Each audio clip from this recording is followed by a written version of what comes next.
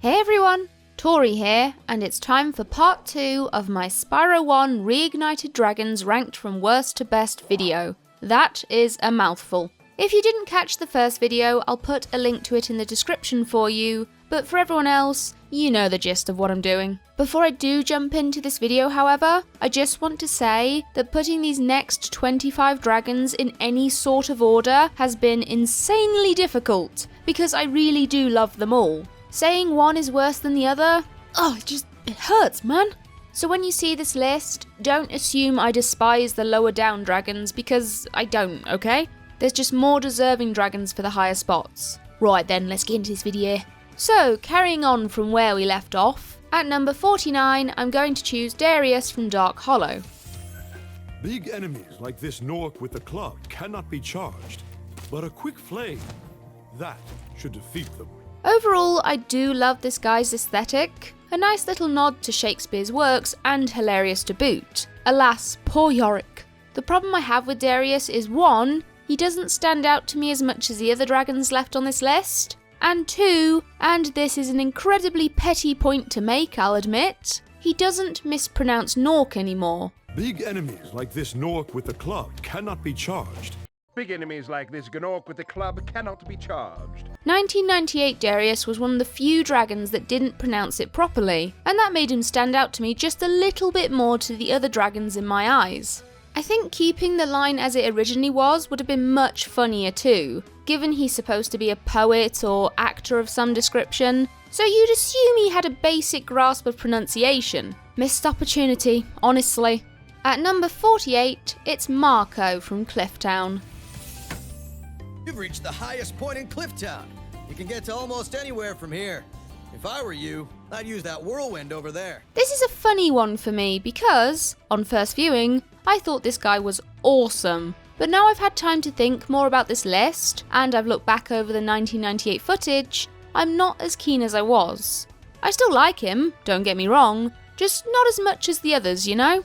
I will say, however, his muted colour palette works even better than it did before, making Marco blend into the sandy environment. Very nifty when you're out patrolling for Norks, I'm sure. Though it doesn't seem to have done him much good, given he has a pair of metal wings in place of real ones. Lost them in a battle, perhaps? The splashes of green on his frills and weapons contrast nicely to his sandy brown skin too, making for an overall pleasing to look at design.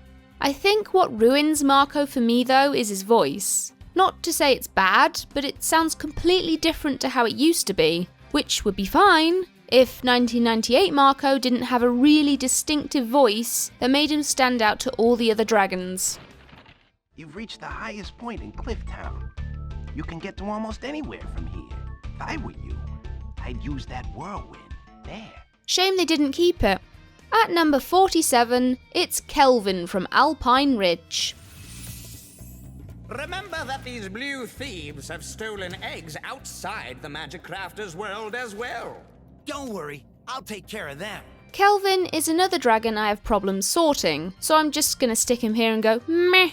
Not much to say really. I like his redesign, tall thin snaky boy with gorgeous blue wings and a buck tooth. 'Cause, you know, why not?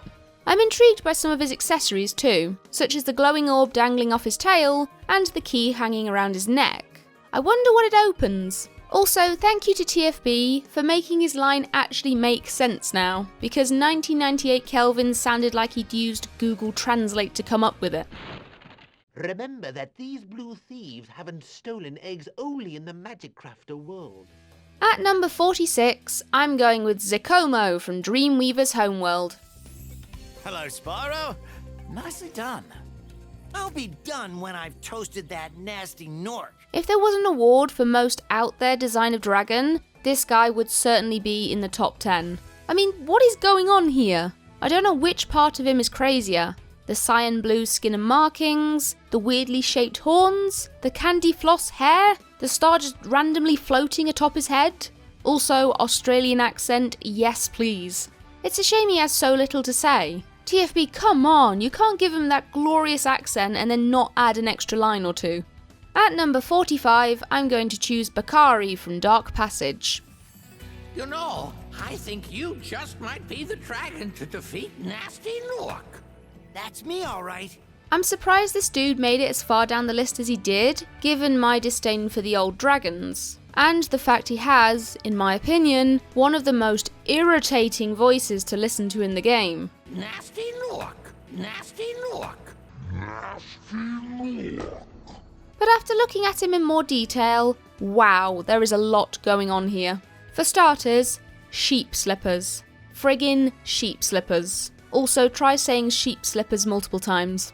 Look at his skin too. What a strange yet gorgeous pattern. And I love all the gold ornaments and jewellery he has about his person. Lastly, the interaction Spyro has with Bakari is so much better than it was in 1998. At least I think it was. I much prefer Spyro's heartfelt reply here, That's me, all right. than the cockiness he had about defeating Nasty Nork in 1998. That's me, all right. Yeah, we know you're gonna do it, Spyro, you're the protagonist of the game, but you don't have to sound so arrogant about it. At number 48, we have Jarvis from Wizard Peak. Welcome to Wizard Peak. This is my favorite supercharged spot. Use it to bash those wizards. I love this guy, I really do. First things first, he is so super colourful. Like, he's got to be one of the most vibrant dragons in the game, both in design and attitude. Bright yellow skin, turquoise wings, and horns and eyebrows that fade off into pink. Oh, I love it. And oh my gosh, is this guy enthusiastic or what? Seriously, I'd watch out for that wand he carries if you walk past him. Chances are you're gonna lose an eye. If only he was in a better realm, then I'd probably like him even more. At number 43, it's Cyrus from High Caves. Please do something about these green druids. They insist on moving everything in sight. Oh my god, he's a Jedi. I love everything that this guy has to show, but especially the candle fetish thing he has going on. On his horns, the top of his hat, the candle holder in his hand, and even his staff. Not sure why he needs so many candles, but hey, that's none of my business. Also, I have to say, his voice is so much better in Reignited. Most of the dragons have similar voices to their 1998 counterparts, but Cyrus sounds much deeper and less nasally than he used to. Please do something about these green druids. Please do something about these green druids. Also, he has spots now, for some reason. Why TFB takes spots off dragons that used to have them and give them to others, I don't know, but never mind. The last thing I love about this dude is his little eye roll as he disappears. Clearly the druids are causing him no end of bother. At number 42, it's Sander from Alpine Ridge. Great work, Spyro! If you keep this up, you'll learn all the tricks of the Magic Crafter's world. Crystals, crystals, crystals! Crystals! I'm surprised Xander hasn't got Cortex chasing after him because, oh my, that is certainly a lot of crystals. I bet his insides are crystal too. I've said crystal a lot, haven't I? Well, to finish off, I'm also going to give him points for them sexy thighs. I bet he could pop a watermelon with those. At number 41, it's Boris from Dry Canyon. Dry Canyon rewards good gliders. You are a good glider, eh, Spyro? I was born to glide. Let's hope I can explain why he's here before I have to beat the Boris lovers off with a big stick. So, Boris himself looks and sounds like a badass, and is very faithful to his original design. Bright yellow, well built, and, do my eyes deceive me? Are those spots? I would also like to point out that the squint thing he has going on is actually based off Clint Eastwood's eyes. I mean, how cool is that? The only issue I have with the design is the accessories. Well, one accessory at least. The rope makes sense, he probably wrangles goats or something, I don't know. But why the heck is he wearing a cowbell? I guess I'll just never understand modern fashion. The main reason, however, that I've put Boris far lower than you'd expect him to be, I hate Spyro's interactions with him. Some of us were discussing this the other day. At times, Tom Kenny's interpretations of Spyro's lines come across as completely misread, or at least they're a different take to Carlos Alazaki's. Case in point, Spyro's reply to Boris's question. In 1998, Spyro sounded as if he wasn't sure of his gliding skills. I was born to glide. In Reignited, however, he sounds very cocky and sure of himself. I was born to glide. And personally, I preferred the original take, which is why I don't like this encounter as much as I should. At number 40, it's Alban from Dark Hollow. Oh, it's you. I wasn't sure if you'd escape those annoying little creatures. Of course they wouldn't bother me, but here's a hint. Their metal armor is fireproof, but a charge attack will take care of them. Clearly this guy didn't skip tail day. Seriously though, how strong is his tail that he can just balance on it no problem? Besides that, and the scribe getup he has going on, there isn't much difference between Reignited Alban and 1998 Alban. Though I do love the fact he's one of the first dragons you come across that has feathers incorporated into his design. Another nice little touch, he pulls one of his own feathers out to use as a quill. Though I'd watch it, Alban, you've only got a few left. At number 39, we have Claude from Terrace Village. Watch out, Spyro. The Norks in these parts have discovered the power of electricity, and it really stings. Okay, yeah, he's not the most memorable encounter, and it's a relatively short encounter to boot. But I adore everything about Claude here. What made 1998 Claude so great for me was 1, that lovely blue colour scheme he had going on, and 2, the voice. Like, the voice was fantastic. Watch out, Spyro.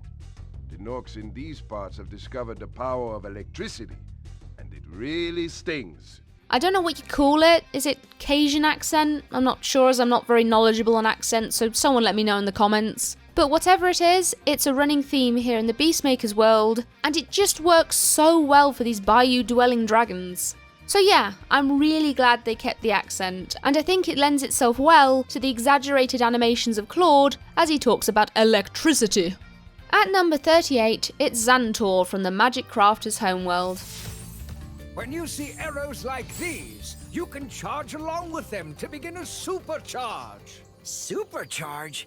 Excellent! Go ahead, try it. The only thing that's been brought over from Xantor's 1998 incarnation is the colour of his skin, but even that's been brightened up with splashes of sunny yellow, which, might I add, is a complementary colour to his purple wizard garments. Another thing that makes Xantor great, not many of the magic crafters tend to show off their magic skills. So it's a good thing we have Yellow Snaky Boy here with his enchanted cards to show us that the magic crafters are indeed magic.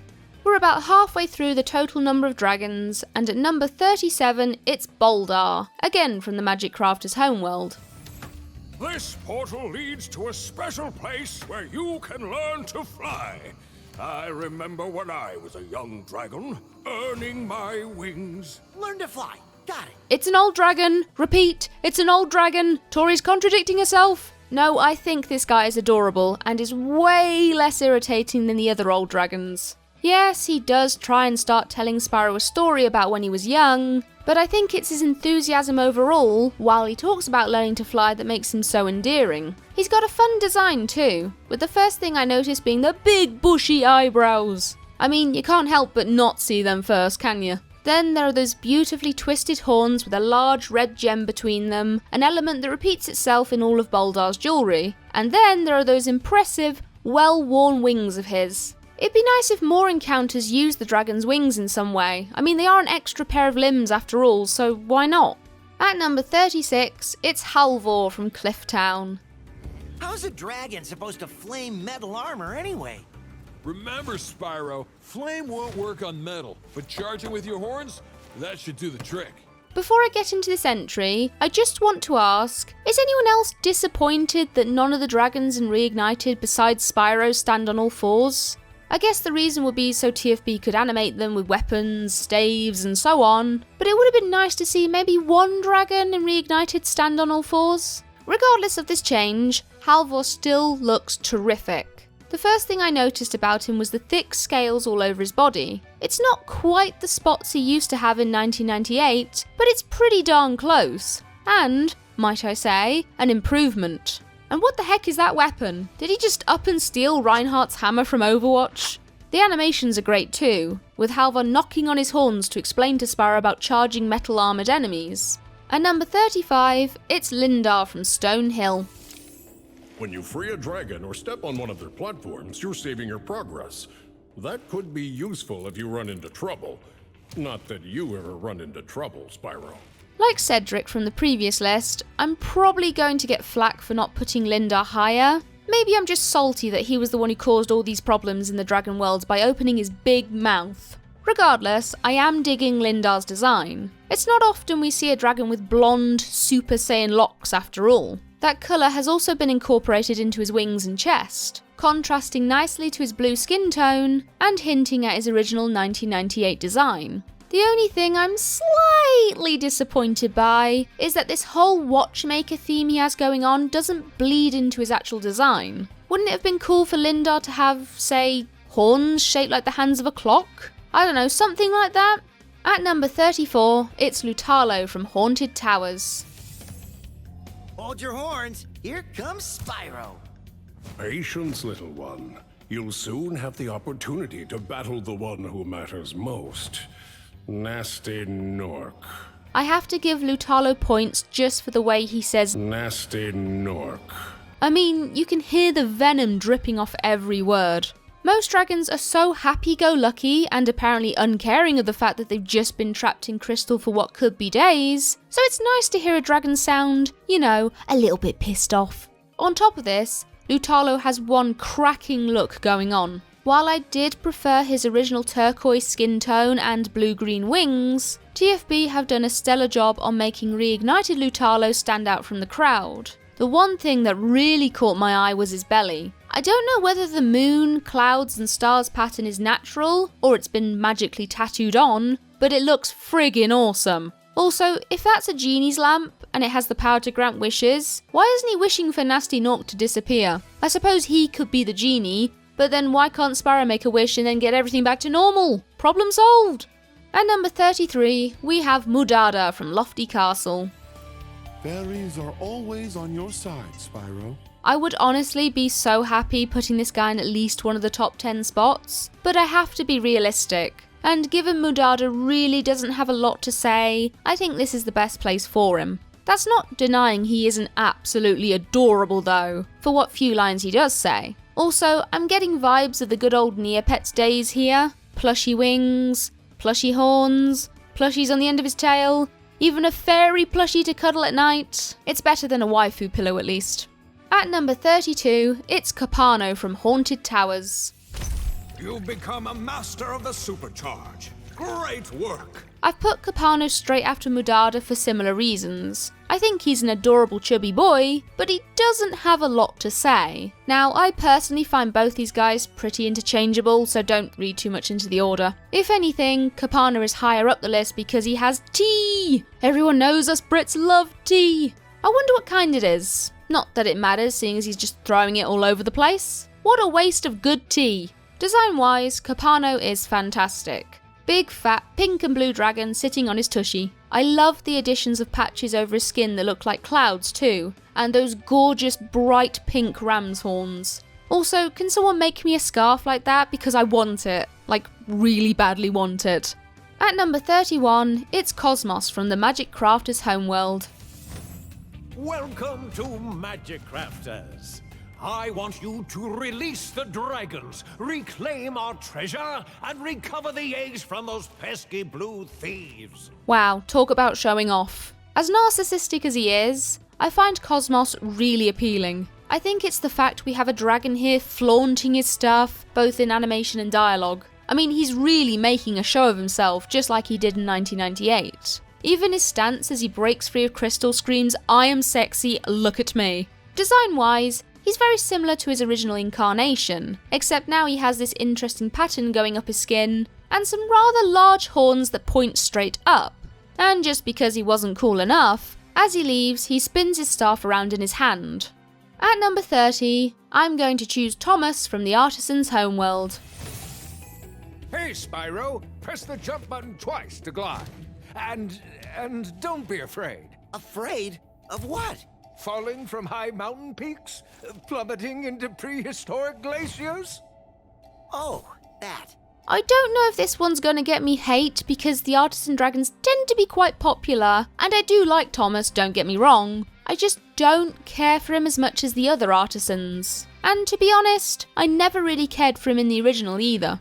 Yeah, his dialogue was, and still is hilarious, nothing like putting off the protagonist before he's even started, but I can think of funnier dragons, or cooler dragons, or sexier dragons, or all of the above in some cases. To not completely rip on Thomas though, I will say I do like his redesign. In my opinion, spots look amazing on any dragon, and the way they blend into his orange skin tone looks fantastic. Also, the way Spyro reacts to Thomas's words, both before and after, is great. I love how he goes from "what's there to be afraid of" to "oh yeah, that could be a problem." At number 29, we have Roscoe from Misty Bog. Be on the lookout for attack frogs. They are cold-blooded killers. Attack frogs? And this used to be such a nice swamp.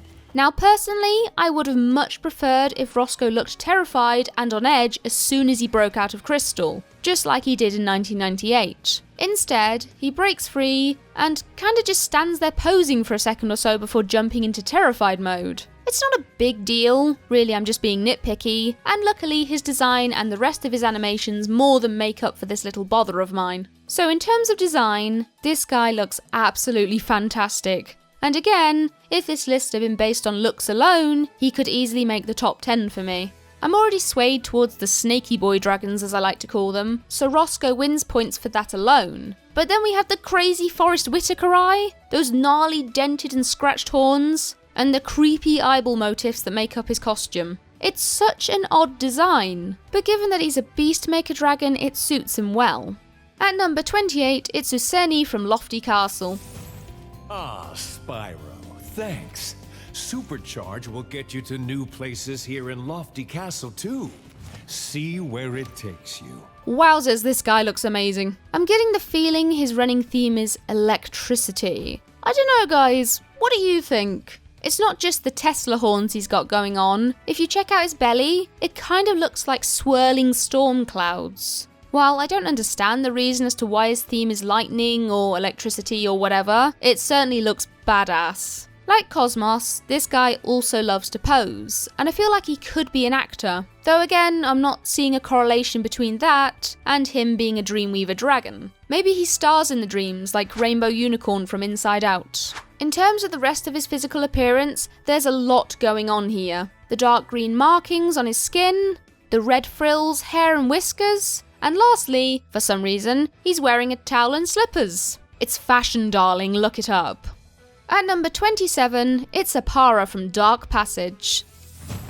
Thanks, Spyro. I'd love to help you catch Nasty, but I'd really hate to be trapped in Crystal again. Don't worry, the only one that's gonna be trapped is him. See, this is how Roscoe should have reacted when he broke out of Crystal, though Apara here seems more startled by Spyro's presence than by any nasty creature lurking about. While this guy is by no means fancy looking, something about this encounter appeals to me, hence why he's so high up the list. It could be that cute little snaggletooth of his, or it could just be his general timid demeanour. We're so used to seeing bold and brash dragons in Reignited that it's a breath of fiery fresh air to see a dragon that's a little more cautious and not willing to risk doing anything that could encase him in Crystal again. Bonus points for the magic lantern he carries. I presume it's to keep the creepy critters in the dark at bay, which makes it all the more hilarious when it seems to stop working at the end of the encounter. Uh-oh. Runner-up at number 26 will be Zane from Alpine Ridge. Oh, Spyro, you're not afraid of those big, noisy, gigantic, awful beasts, are you? Of course not. Oh, good.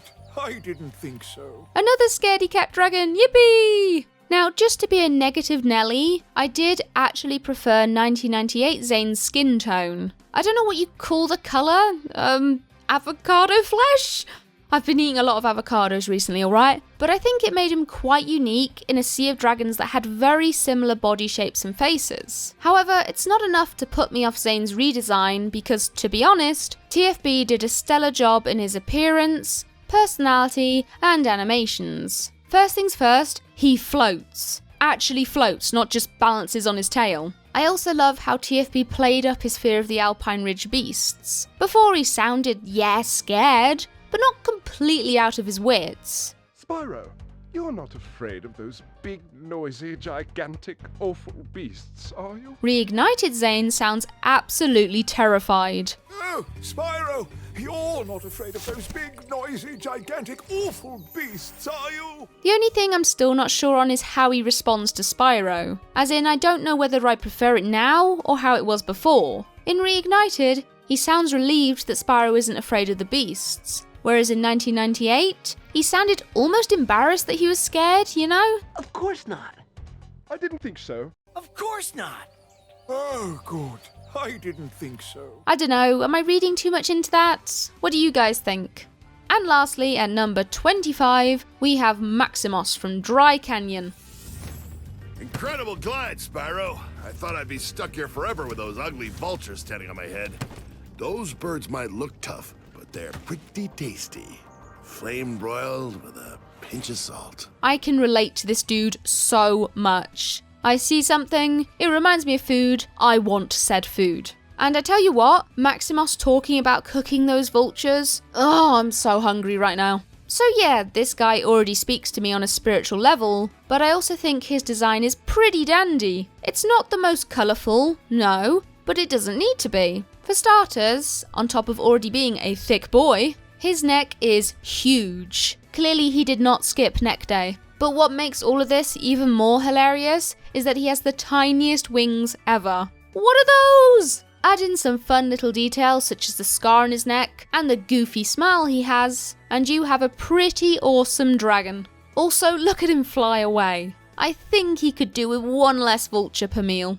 And that's part 2 of my you know what it's called. I hope you guys enjoyed this video because let me tell you again, it was really tough to order this. And you know what? The third part is going to be even more difficult. Yay! But yes, if you did enjoy this video, please leave a like as it really helps me out. And I'll see you in whatever I play or talk about next. Bye bye!